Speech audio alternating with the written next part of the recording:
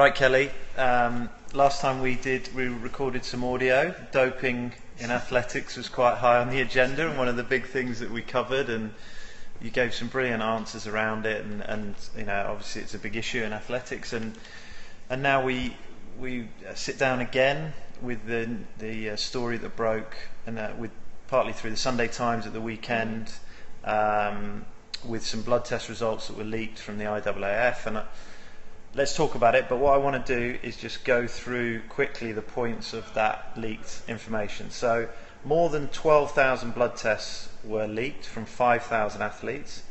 A third of medals, including 55 golds, have been won in endurance events in the Olympics and World Championships with dubious blood test results. More than 800 athletes, 1 in 7, have recorded blood test results described by experts as highly suggestive of doping or at the very least abnormal, and this includes 1 high-profile top UK athlete. 10 medals at London 2012 were won with dubious blood test results. 21 athletes had blood values so extreme they risked heart attack or stroke and should have been given emergency treatment to have their blood drained. And at the end, just a bit of positive news: Mo Farah and Usain Bolt emerged as clean results. So what was your initial reaction when you read the story? Yeah, so it's on Sunday, and I hadn't read it, but I was hearing about it and reading it on social media. I was a bit not surprised. However, I was surprised at the fact that there was a whistleblower at the IAAF. I'm sure they're pretty surprised and shocked too. And then it makes me wonder if there has been a whistleblower and this is all actually true in fact, that they've actually done nothing about it.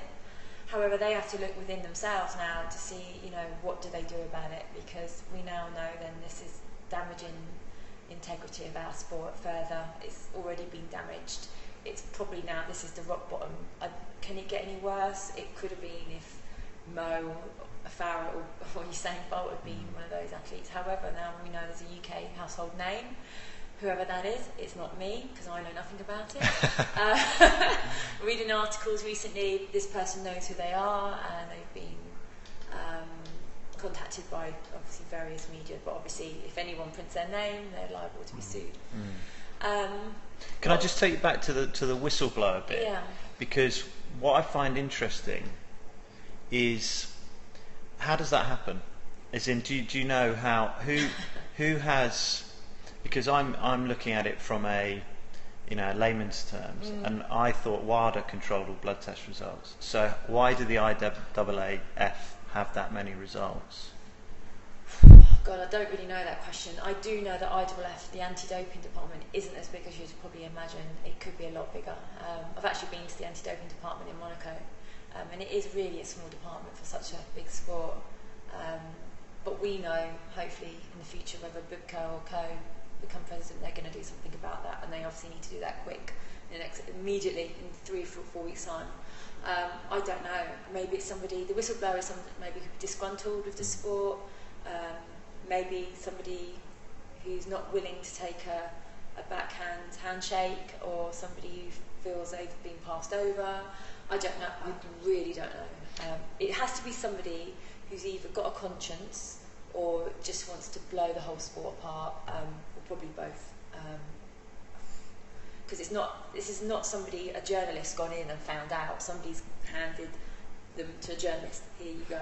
Yeah. So, God knows. Yeah, and why, if you know, and I want to get onto this around the suspicious blood test results, because I think that's important. But let's just presume that they are for the moment. Yeah. The golden question: why would the IAAF sit on them?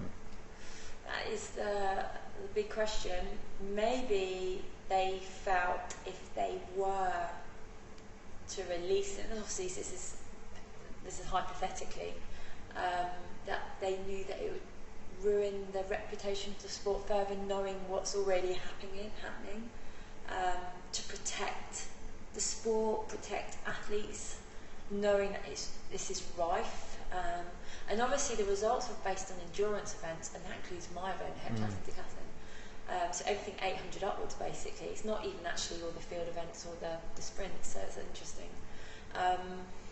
I think maybe to protect the integrity of the sport, they didn't want to be seen as the next cycling. However, obviously it's been going on for all this century, obviously, or longer than that, obviously.